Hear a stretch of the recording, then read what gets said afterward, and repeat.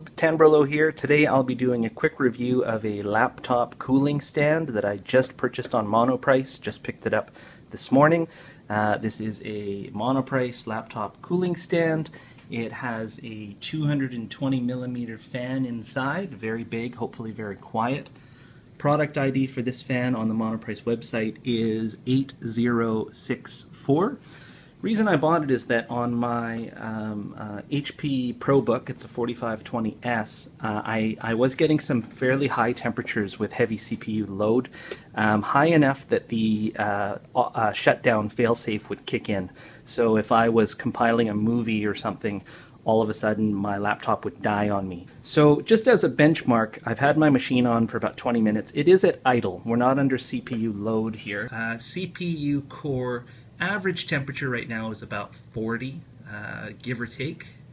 Looks to be, yeah, there we go. It's pretty much 40, give or take. So I'm going to set up this laptop cooling stand and let's see what happens to the temperature. Inside the box, we have the product itself. Very lightweight. It probably weighs 2 pounds, I would guess. Also in the box is a manual. I don't really think a manual is needed for something as simple as this. Has multiple languages, and it probably just says don't take this swimming. I won't be surprised by anything that it has to say.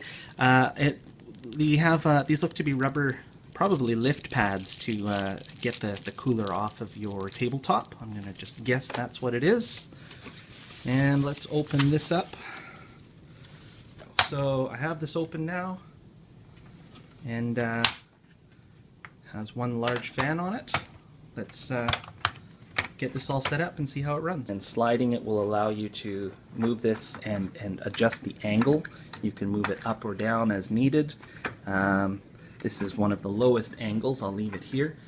In the front there is a lip. The idea is that your laptop's going to sit on it and the front is going to rest on this lip here so that your laptop doesn't slide off. There is an extendable cable on the side that's USB to power this thing. It is a pass-through USB, so you're not going to lose a port if you are low on USB ports. And there, we are plugged in. From here, I can't hear a thing. I hear nothing at all. I'll get the camera right close, see if you can hear anything. Very, very, very quiet. Not a huge amount of air coming out, so it must be very low RPM. But let's get the laptop on. I'm going to run my machine for 20-30 minutes at idle, and we'll see if that makes any difference. Because I'm picky, I am going to point out one thing that I think is a flaw. The power cord here, it does come in on a side here, so it kind of forces you in what way you're going to put it in. But in this case, my USB port means that I have to do this with the cord. So now it's kind of awkward that the plug is kind of blocking itself. I'm going to be using a hub anyway at home, but this is just kind of a nuisance, especially when you're one-handed doing this review. If you're plugging directly into your laptop, this might be just kind of ugly. Something else I want to point out is most laptops today have front ports for their audio, an SD reader, etc. Mine has audio in the front, also has an SD card reader. Those become unusable, inaccessible when using this cooler. You might be able to get something in here, but then you've got to worry about the angle. If you've got your cable going diagonal, you might pinch a cable or damage the port. If I tilted this over, maybe I could get my finger on there on the SD reader, but it'll just be a pain. Okay, so after about 20 minutes, the difference to my temperature is pretty much nil on average. Still getting roughly 40 degrees Celsius average temperature. May not be the best test. Maybe we do need to put the CPU under load. So I'm going to load up a big Movie Maker file and compile it to get the CPU cranked up, and we'll see what happens then. I'm about 80% finished compiling a 1080p video, and The temperature seems to have kind of leveled out at around 70 degrees. The internal fan on my laptop is on maximum speed right now, a lot of hot air coming out. So there's 69, 70, so we're around 69, 70 degrees average. Test number 2, I took the cooler away and I'm just running the laptop on a glass table. There's a very slight gap on the bottom, as you can see. So no additional cooling. Fan is running at full speed, and at 85% completion, my temperatures are about average 71, 72.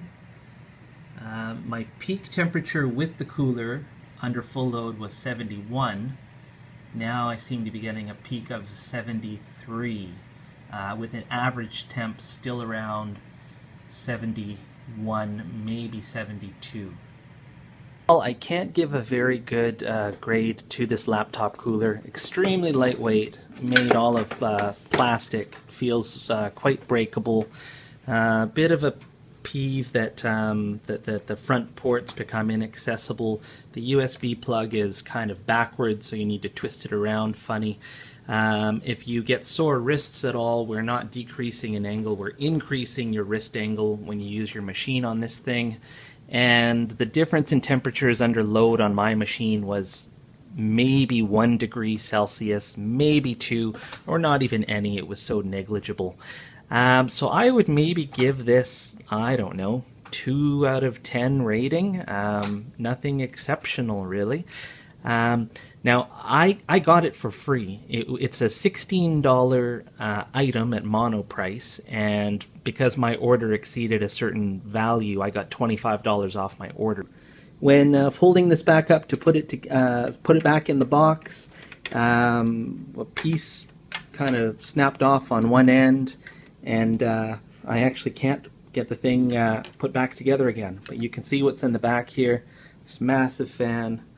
It's got the electrical rating on it here. It's a 5-volt fan at 0.21 amps, so it's running just over 1 watt of power.